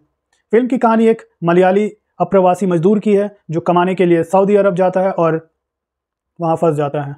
पृथ्वीराज सुकुमारन की अगली महीने ईद पर बड़े मियाँ छोटे मियाँ रिलीज होने जा रही है। इस फिल्म से पहले उनके करियर का यह फिल्म ज़बरदस्त ट्रेलर है। वैसे भी पृथ्वीराज सुकुमारन इस फिल्म से पहले हिंदी पट्टी के दर्शकों के बीच रानी मुखर्जी के साथ फिल्म अय्या, औरंगजेब और नाम सवाना जैसी फिल्मों में नजर आ चुके हैं। पिछले साल रिलीज फिल्म सालार पार्ट 1 में भी उनके काम को काफ़ी सराहा गया। फिल्म की कहानी की शुरुआत नजीब मोहम्मद से होती है, जो अपने गांव में ही नदी से रेत निकालकर अपने परिवार का पालन पोषण करता है। आम इंसान की तरह उसके भी कुछ अरमान और सपने हैं। वो सोचता है कि कम से कम इतने पैसे कमा लें कि अपनी पत्नी, आने वाले बच्चे और अपनी माँ को खुश रख सके। लेकिन गांव में मजदूरी करके यह संभव नहीं कि वह अपने परिवार को खुश रख सके। तभी उसके दोस्त सऊदी अरब जाने की सलाह लेते हैं। नजीब सोचता है कि वह तो सिर्फ 5वीं तक ही पढ़ा है, वहाँ जाकर क्या करेगा। दोस्त समझाते हैं कि वहाँ भी जाकर मजदूरी ही तो करनी है। नजीब अपना घर गिरवी रखकर टिकट और वीज़ा के लिए पैसे का इंतजार करता है और सऊदी अरब पहुँच जाता है। लेकिन एयरपोर्ट पर ही गलत आदमी के हाथ लग जाता है और ऐसी जगह पहुँच जाता है जहाँ से वापस आने की कोई उम्मीद नहीं बचती। नजीब यह मान चुका है कि अब जीवन में वह कभी भी उस दलदल से नहीं निकल पाएगा। यह फिल्म खाड़ी देशों में काम करने वाले अप्रवासी मजदूरों की पीड़ा और उनकी व्यथा को ऐसे चित्रित करती है कि फिल्म देखने के बाद रोंगटे खड़े हो जाते हैं। किस तरह से अप्रवासी मजदूर के साथ जानवरों से भी बदतर सलूक किया जाता है, बस वह इस फिल्म को देखने के बाद समझ में आता है। इस फिल्म में नजीब मोहम्मद के साथ भी यही होता है। नजीब को रातों रात रेगिस्तान में भेड़ बकरियों और ऊँटों के बीच छोड़ दिया जाता है। वह गुलाम बनकर भेड़ बकरियों की तरह ज़िंदगी जीने पर मजबूर हो जाता है, क्योंकि वहाँ से वापस आने का कोई रास्ता नहीं। फिर किस तरह से 3 साल तक वहाँ रहने के बाद नजीब वहाँ से निकलने में सफल होता है और उसे रास्ते में किन किन कठिनाइयों से, मुसीबतों से गुजरना पड़ता है। इसी के साथ फिल्म की कहानी आगे बढ़ती है। इस फिल्म में नजीब के किरदार के माध्यम से अप्रवासी मजदूरों के दर्द और उनकी व्यथा को ऐसे व्यक्त किया गया है जो अपने देश वापस आने की उम्मीद छोड़कर मौत के इंतजार में बैठे हैं। इस फिल्म में पृथ्वीराज सुकुमारन ने अभिनय नहीं किया है, बल्कि नजीब मोहम्मद के किरदार को जिया है।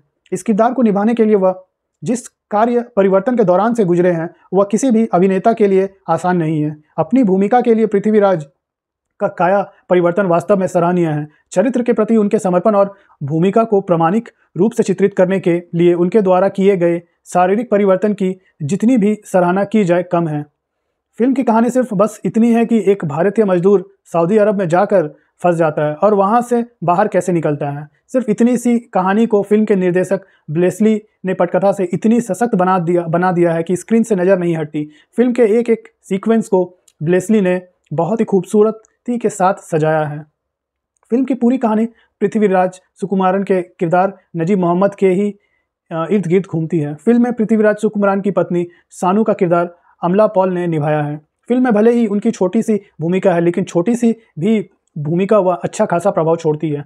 जिमी जीन लुई ने पृथ्वीराज सुकुमारन के दोस्त इब्राहिम खादिरी की भूमिका निभाई है, जो उनकी भागने में मदद करता है। जिमी जीन लुई के अलावा काफिल की भूमिका में तालिब अल बसलू जैसर की भूमिका में रिक एबी का अभिनय उम्दा रहा है। इस फिल्म के एक और सबसे बड़ी खासियत इसकी सिनेमाटोग्राफी है। सुनील के की सिनेमाटोग्राफी बहुत ही कमाल की है। चाहे वह नदी में पृथ्वीराज सुकुमारन और अमला पॉल के बीच रोमांटिक दृश्य हो या फिर दूर दूर तक फैले रेगिस्तान के दृश्य हो, फिल्म के हर एक सीन को बहुत ही खूबसूरती के साथ पेश किया है। एस श्रीकार प्रसाद का संपादन बीच में थोड़ा सा सुस्त है, लेकिन पृथ्वीराज सुकुमारन ने अपने अभिनय से ऐसा प्रभावी बना दिया है कि उस तरफ ध्यान नहीं जाता। एक और रहमान का संगीत कर्णप्रिय है। अगर आपको यह वीडियो पसंद आया है तो हमारे चैनल को सब्सक्राइब करना ना भूलें। जय हिंद, जय भारत। नमस्ते दोस्तों, स्वागत है आपका हमारे यूट्यूब चैनल पर। और आज हम बात करने वाले हैं film the goat life film की। मलयालम सिनेमा स्टार पृथ्वीराज सुकुमारन की फिल्म द गोट लाइफ सत्य घटना पर आधारित है। मलयालम साहित्य की दुनिया में सबसे लोकप्रिय और सबसे ज़्यादा बिकने वाले बेन्यामिन के लिखे उपन्यास अड्डू जीवतम की कहानी को पर्दे पर फिल्म के निर्देशक ब्लेसली ने उतारा है। मूल रूप से मलयालम में बनी यह फिल्म मलयालम के अलावा हिंदी, तमिल, तेलुगु और कन्नड़ में सिनेमाघरों में रिलीज हुई है। फिल्म की कहानी एक मलयाली अप्रवासी मजदूर की है जो कमाने के लिए सऊदी अरब जाता है और वहां फंस जाता है। पृथ्वीराज सुकुमारन की अगली महीने ईद पर बड़े मियाँ छोटे मियाँ रिलीज होने जा रही है। इस फिल्म से पहले उनके करियर का यह फिल्म ज़बरदस्त ट्रेलर है। वैसे भी पृथ्वीराज सुकुमारन इस फिल्म से पहले हिंदी पट्टी के दर्शकों के बीच रानी मुखर्जी के साथ फिल्म अय्या, औरंगजेब और नाम सवाना जैसी फिल्मों में नजर आ चुके हैं। पिछले साल रिलीज फिल्म सालार पार्ट 1 में भी उनके काम को काफ़ी सराहा गया। फिल्म की कहानी की शुरुआत नजीब मोहम्मद से होती है, जो अपने गांव में ही नदी से रेत निकालकर अपने परिवार का पालन पोषण करता है। आम इंसान की तरह उसके भी कुछ अरमान और सपने हैं। वो सोचता है कि कम से कम इतने पैसे कमा लें कि अपनी पत्नी, आने वाले बच्चे और अपनी माँ को खुश रख सके। लेकिन गांव में मजदूरी करके यह संभव नहीं कि वह अपने परिवार को खुश रख सके। तभी उसके दोस्त सऊदी अरब जाने की सलाह लेते हैं। नजीब सोचता है कि वह तो सिर्फ 5वीं तक ही पढ़ा है, वहाँ जाकर क्या करेगा। दोस्त समझाते हैं कि वहाँ भी जाकर मजदूरी ही तो करनी है। नजीब अपना घर गिरवी रखकर टिकट और वीज़ा के लिए पैसे का इंतजार करता है और सऊदी अरब पहुँच जाता है। लेकिन एयरपोर्ट पर ही गलत आदमी के हाथ लग जाता है और ऐसी जगह पहुँच जाता है जहाँ से वापस आने की कोई उम्मीद नहीं बचती। नजीब यह मान चुका है कि अब जीवन में वह कभी भी उस दलदल से नहीं निकल पाएगा। यह फिल्म खाड़ी देशों में काम करने वाले अप्रवासी मजदूरों की पीड़ा और उनकी व्यथा को ऐसे चित्रित करती है कि फिल्म देखने के बाद रोंगटे खड़े हो जाते हैं। किस तरह से अप्रवासी मजदूर के साथ जानवरों से भी बदतर सलूक किया जाता है, बस वह इस फिल्म को देखने के बाद समझ में आता है। इस फिल्म में नजीब मोहम्मद के साथ भी यही होता है। नजीब को रातों रात रेगिस्तान में भेड़ बकरियों और ऊँटों के बीच छोड़ दिया जाता है। वह गुलाम बनकर भेड़ बकरियों की तरह ज़िंदगी जीने पर मजबूर हो जाता है, क्योंकि वहाँ से वापस आने का कोई रास्ता नहीं। फिर किस तरह से 3 साल तक वहाँ रहने के बाद नजीब वहाँ से निकलने में सफल होता है और उसे रास्ते में किन किन कठिनाइयों से, मुसीबतों से गुजरना पड़ता है। इसी के साथ फिल्म की कहानी आगे बढ़ती है। इस फिल्म में नजीब के किरदार के माध्यम से अप्रवासी मजदूरों के दर्द और उनकी व्यथा को ऐसे व्यक्त किया गया है जो अपने देश वापस आने की उम्मीद छोड़कर मौत के इंतजार में बैठे हैं। इस फिल्म में पृथ्वीराज सुकुमारन ने अभिनय नहीं किया है, बल्कि नजीब मोहम्मद के किरदार को जिया है। इस किरदार को निभाने के लिए वह जिस कार्य परिवर्तन के दौरान से गुजरे हैं, वह किसी भी अभिनेता के लिए आसान नहीं है। अपनी भूमिका के लिए पृथ्वीराज का काया परिवर्तन वास्तव में सराहनीय है। चरित्र के प्रति उनके समर्पण और भूमिका को प्रामाणिक रूप से चित्रित करने के लिए उनके द्वारा किए गए शारीरिक परिवर्तन की जितनी भी सराहना की जाए कम है। फिल्म की कहानी सिर्फ बस इतनी है कि एक भारतीय मजदूर सऊदी अरब में जाकर फंस जाता है और वहां से बाहर कैसे निकलता है। सिर्फ इतनी सी कहानी को फिल्म के निर्देशक ब्लेसली ने पटकथा से इतनी सशक्त बना दिया है कि स्क्रीन से नज़र नहीं हटती। फिल्म के एक एक सीक्वेंस को ब्लेसली ने बहुत ही खूबसूरती के साथ सजाया है। फिल्म की पूरी कहानी पृथ्वीराज सुकुमारन के किरदार नजीब मोहम्मद के ही इर्द गिर्द घूमती है। फिल्म में पृथ्वीराज सुकुमारन की पत्नी सानू का किरदार अमला पॉल ने निभाया है। फिल्म में भले ही उनकी छोटी सी भूमिका है, लेकिन छोटी सी भी भूमिका वह अच्छा खासा प्रभाव छोड़ती है। जिमी जीन लुई ने पृथ्वीराज सुकुमारन के दोस्त इब्राहिम खादिरी की भूमिका निभाई है, जो उनकी भागने में मदद करता है। जिमी जीन लुई के अलावा काफिल की भूमिका में तालिब अल बसलू जैसर की भूमिका में रिक एबी का अभिनय उम्दा रहा है। इस फिल्म के एक और सबसे बड़ी खासियत इसकी सिनेमाटोग्राफी है। सुनील के एस के सिनेमाटोग्राफी बहुत ही कमाल की है। चाहे वह नदी में पृथ्वीराज सुकुमारन और अमला पॉल के बीच रोमांटिक दृश्य हो या फिर दूर दूर तक फैले रेगिस्तान के दृश्य हो, फिल्म के हर एक सीन को बहुत ही खूबसूरती के साथ पेश किया है। एस श्रीकार प्रसाद का संपादन बीच बीच में थोड़ा सा सुस्त है, लेकिन पृथ्वीराज सुकुमारन ने अपने अभिनय से ऐसा प्रभावी बना दिया है कि उस तरफ ध्यान नहीं जाता। एक और रहमान का संगीत कर्णप्रिय है। अगर आपको यह वीडियो पसंद आया है तो हमारे चैनल को सब्सक्राइब करना ना भूलें। जय हिंद, जय भारत। नमस्ते दोस्तों, स्वागत है आपका हमारे यूट्यूब चैनल पर। और आज हम बात करने वाले हैं film the goat life film की। मलयालम सिनेमा स्टार पृथ्वीराज सुकुमारन की फिल्म द गोट लाइफ सत्य घटना पर आधारित है।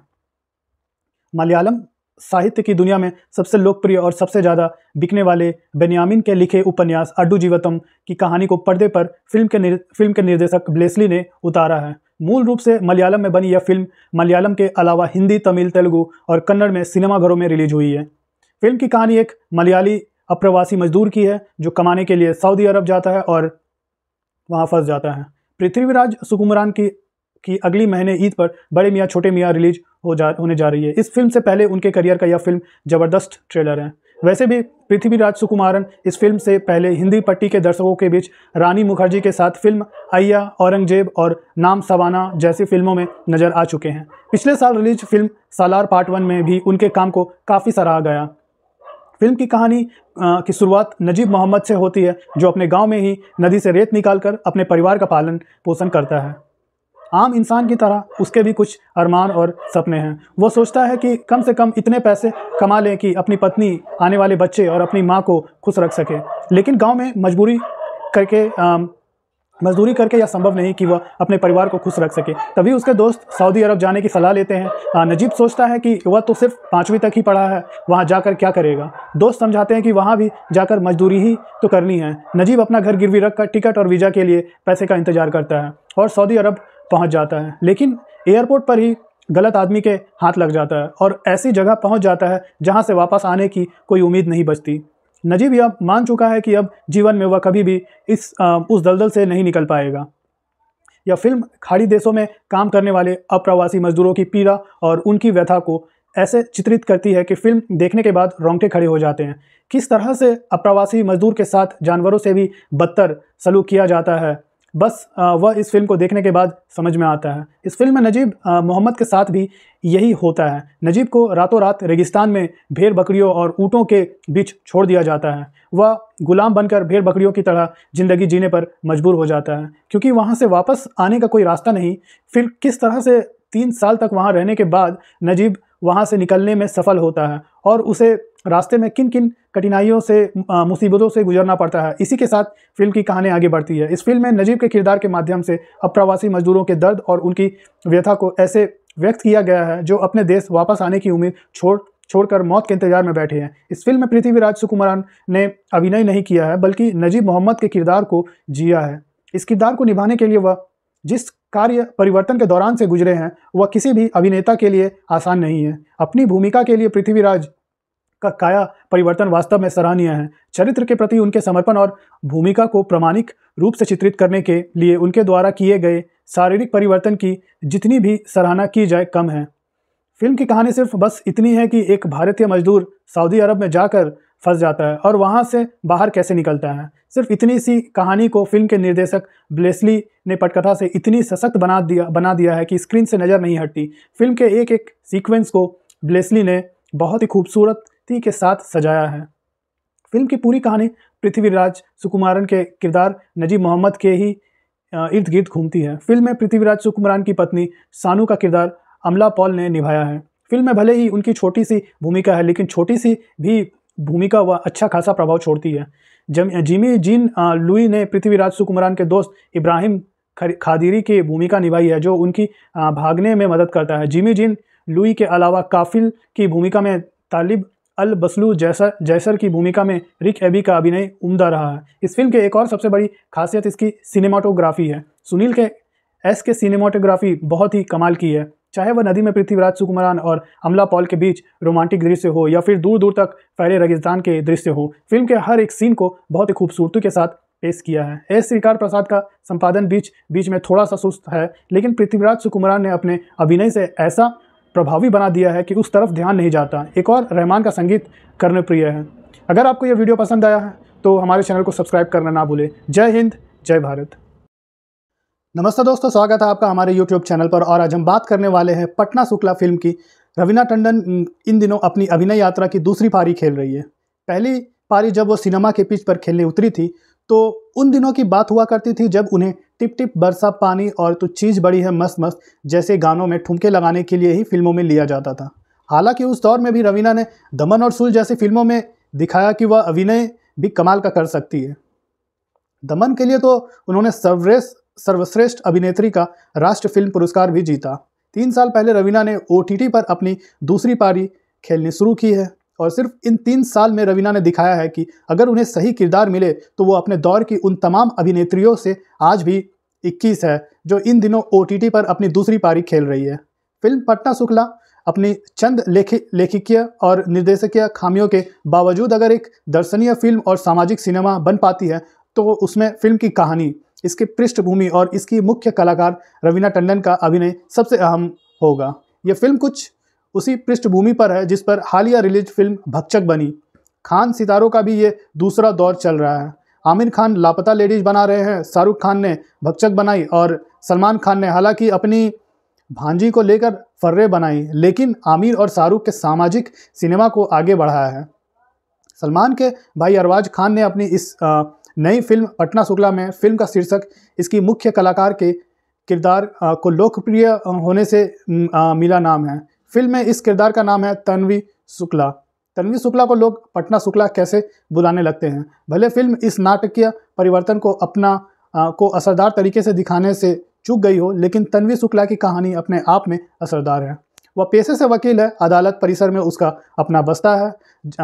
जांगिया के लिए मिले कपड़े से आधा मीटर कपड़े की बेईमानी कर लेने वाले दर्जी के खिलाफ मुकदमा जीतते दिखाकर फिल्म ये स्थापित करती है कि तन्वी के पास आने वाले मामले मामूली हैं। अदालत का जज और खुद उसका पति भी उसे मामूली वकील समझता है। पति तो अपने सहकर्मियों और उनकी पत्नियों के सामने कहता भी है, ये एफिडेविट हलफनामा अच्छा बना लेती है। घर की मुर्गी दाल बराबर वाली मानसिकता का यह पति भी हालांकि बाद में बदलता है और तमाम मुश्किल हालात में अपनी पत्नी की लड़ाई में उसका साथ देने का फैसला करता है। फिल्म पटना शुक्ला की कहानी बिहार विश्वविद्यालय में चल रही धांधली का खुलासा करती है। शुरू में लगता है कि ये उत्तर पुस्तिकीय बदलने का मामला है, लेकिन फिर पता चलता है कि CCTV लगे स्ट्रांग रूम के ब्लाइंड स्पॉट पर बैठा शख्स कैसे लोगों की मार्कशीट ही बदल देता है। मामला खुल चुका है, लेकिन अदालत सबूत मांगती है। जिस युवती का मुकदमा तन्वी लड़ रही है वह एक रिक्शे वाले की बेटी है। वह वादा करती है कि दबाव पड़ने पर वह टूटेगी नहीं।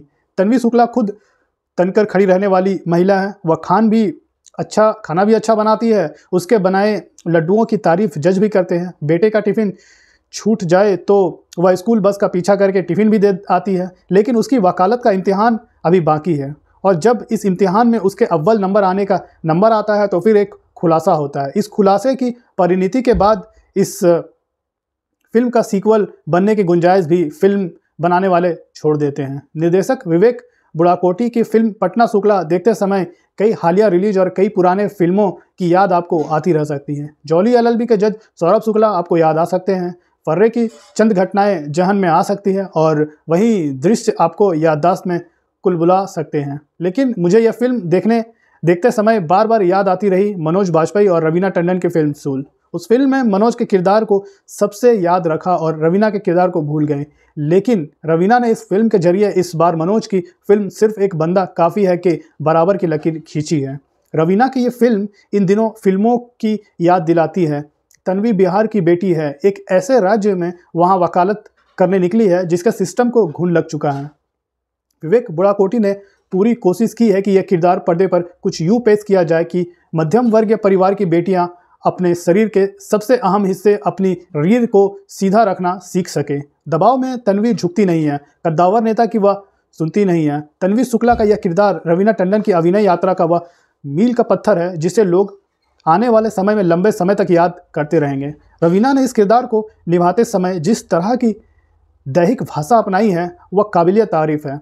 सारी में वह खूबसूरत लगती है। उनकी सोभ्यता और शिष्टता इस किरदार को मजबूती देती है। रवीना का चलने का अंदाज, बोलने का अंदाज और अपनी बात कहते समय चेहरे पर एक दृढ़ता के लिए रहने का अंदाज काबिले तारीफ़ है। बेटे का टिफ़िन पहुंचाना हो तो वह माँ जैसी दिखने में कसर नहीं छोड़ती। पति के साथ हो तो उनके चेहरे की चमक आकर्षण जगाती है। सब्जी मंडी या फिर अपने ही घर में जज साहब की लाचारी देख खुद को संतुलित रखने में रवीना अपनी अभिनय साधना को दर्शाती है। और जब बात अदालत में जिरह की आती है तो बिना किसी नाटकीय के वह अपना काम बहुत शानदार तरीके से आजमा देती है।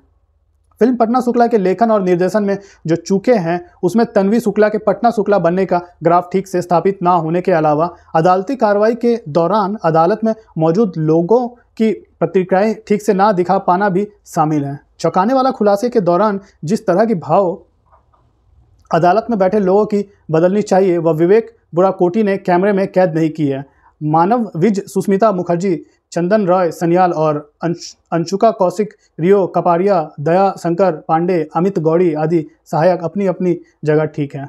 बस अनुष्का का किरदार कचहरी में आकर सीधे तन्वी से ही क्यों मिलता है ये बताया जाने चाहिए था। सतीश कौशिक को पर्दे पर देखना अलग ही जज्बात जगाता है। फिल्म में उतना आखिरी शॉट दर्शनीय बन पड़ा है। वहाँ जहाँ भी होंगे अपने इस किरदार पर नाज ही कर रहे होंगे। फिल्म का संपादन क्लाइमैक्स में आकर गड़बड़ाया है। गाना यहाँ ठीक से मिक्स नहीं किया गया है। फिल्म के सबसे महत्वपूर्ण संवाद यहाँ ठीक से सुनाई ही नहीं देते। लेकिन इसके बावजूद फिल्म चूँकि सीधे OTT पर है और घर के सुकून में बैठकर देखने की सहूलियत देने वाली है तो सिनेमा हॉल की इन बारीक कसौटियों की छूट इसे दी जा सकती है। अगर आपको यह वीडियो पसंद आया हो तो हमारे चैनल को सब्सक्राइब करना ना भूलें।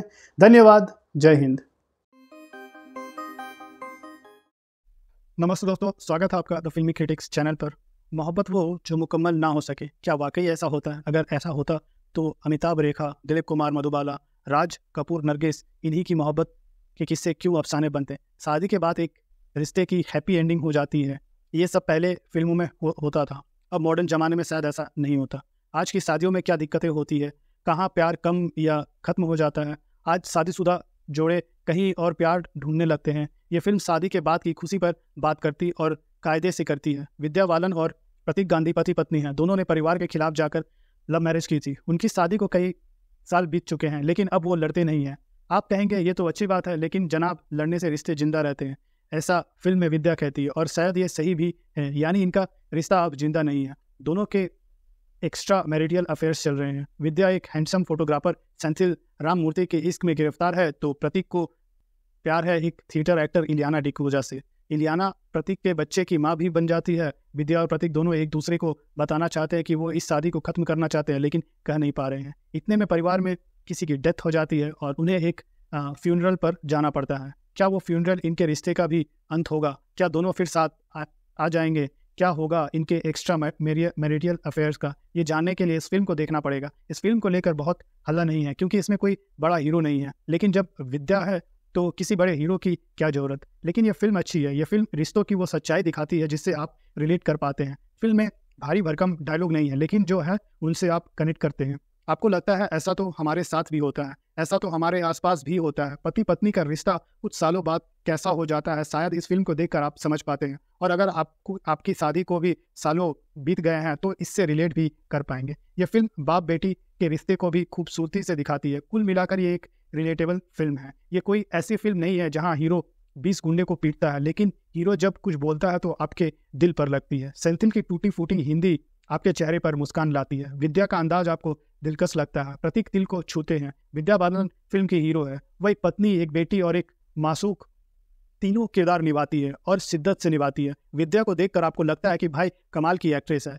एक एक्सप्रेशन, एक डायलॉग रिलेटेबल लगता है। आप विद्या के किरदार से जुड़ जाते हैं, उनके साथ उनकी कहानी में साथ चलते हैं। प्रतीक गांधी को देखकर लगता है कि अगर ये बंदा विद्या जैसी मुझे हुई एक्ट्रेस के साथ सामने इतनी अच्छी एक्टिंग कर सकता है तो ये काफ़ी आगे जाएगा। इस किरदार को प्रतीक ने पूरे परफेक्शन के साथ निभाया है। सेंथिल काफ़ी हैंडसम लगते हैं और बस आप उनकी हिंदी पर ही फिदा हो जाते हैं। वो अमेरिकन एक्टर है और यहाँ भी वो एक विदेशी फोटोग्राफर के रोल में है और इस किरदार के लिए पूरी तरह फिट है। इलियाना भी अच्छी लगी है, उन्हें और स्पेस दिया जाता तो और अच्छा करती।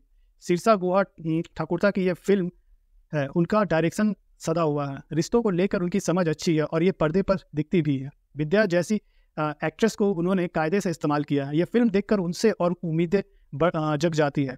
कुल मिलाकर ये एक अच्छी फिल्म है और शादीशुदा लोग इससे रिलेट कर पाएंगे। अगर आपको ये वीडियो पसंद आया हो तो हमारे चैनल को सब्सक्राइब करना ना भूलें। धन्यवाद। जय हिंद।